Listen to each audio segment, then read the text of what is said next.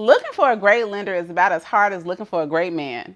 They are out there, but you might have to kiss a few frogs first, and I'm going to show you in this episode how to fast track your process and find you a good lender or two or three. In the last video, I outlined the exact questions you need to ask when you are interviewing to look for the perfect lender partner. But now I'm going to tell you exactly where to find the said lender partners, because I know what is happening. You are getting all of these text messages and phone calls, and people want to take you out to coffee, and they want to take you out to lunch.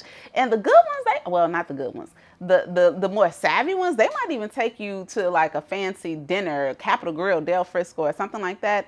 But just because they're offering to take you places does not mean that they're actually going to be a good lender. So in this episode, I'm going to break down for you exactly where I have found the best lender partners that I have had longevity in relationships, 100% closing ratios with, and hopefully you can use these tips so that you can find them too.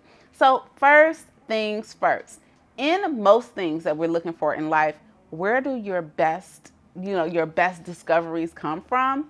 Referrals, okay? So when you are looking for a great lending partner, I'm going to encourage you to start with your real life real estate besties. Start with agents within your brokerage, agents that you know that are doing a good amount of business. You want to know, hey, who are you working with and what is working for you? Like, why do you like them? I like starting there because the agent is going to be able to tell me exactly like what that lender's process was, because when you interview them, everybody's on their very best behavior. They're going to tell you everything that you want to hear, clear their voice and all that good stuff. But I want to talk to somebody who has actually gone through 3, 4, 5, 6 transactions with the lender, because they're going to give me the nitty gritty. And this is what I'm particularly interested in, is because I don't expect, and I want you to set this expectation. Every single deal is not going to go seamlessly, like with no issues, right? So I am really interested to hear like when challenges arose, or when the appraisal was short, or when the client, missed the deadline, or whatever. How did the lender handle that? Like, were they able to pivot and problem solve? And having more conversations with agents that they have actually worked with is going to be a big one. So you might be saying to yourself, well, I don't know any, the lenders are reaching out to me. I don't have relationships with these agents. Well, you know what? Even the lenders that reach out to you. Maybe you say to them, we had a great conversation. Can you put me in contact with 3 of your agent partners that you've worked with? Because I would love to hear about their experience working with you from their perspective. And, you can go from there. Now, of course, you are going to have to figure it out on your own when you actually work with them. But I like to hear when people can refer somebody with confidence. Now, if they don't have any agent, like you can't give me one who can vouch that what you're telling me is the truth, red flag, okay? But starting with those referrals. And I do want to say this, because there are a lot of brokerages that have relationships with lending companies, okay?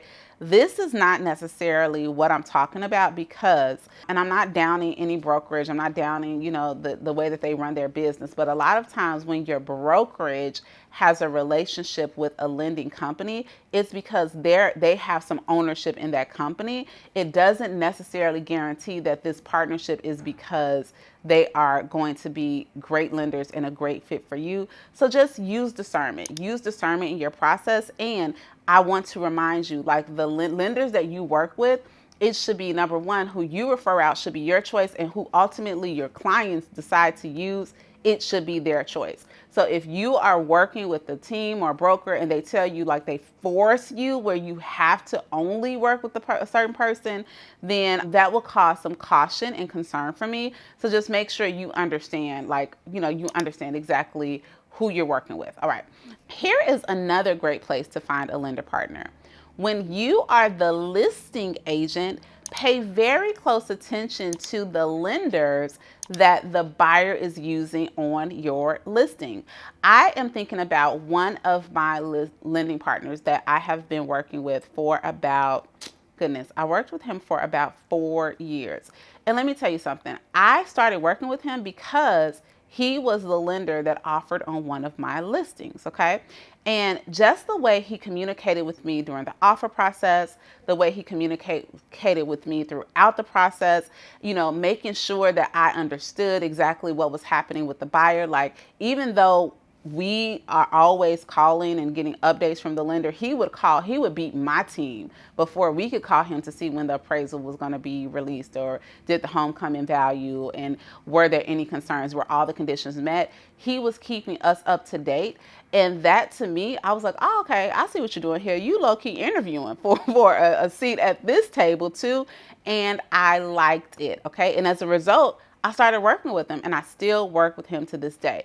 So when you are working as the listing agent, have conversations with the buyer's agent. Ask them about the process of the lender that they're working with, and just take note on how your interaction was. And when you have had a really good transaction, maybe you be the one to reach out to say, hey, I would love to get coffee. I would love to hop on a quick Zoom just to talk about how, first of all, congratulating them and thanking them for the care that they took with this transaction, because ultimately they were a big piece of helping your seller get to their goal, which is helping you get to your goal. So thanking them for their participation in the transaction, and just seeing, again, what it looks like to work with them. And for questions, anytime you sit down with a lender, I have created a lender partner guide for you that you can download. It's absolutely free, but I want you to be armed with the type of questions that you want to ask. Like, I don't want you to show up to these meetings talking about the weather and talking about the food. I want you to have very specific questions so that you can see if your style and their style are going to be a good fit. And you can head on over to rosemarylewis.com/lender in order to grab that.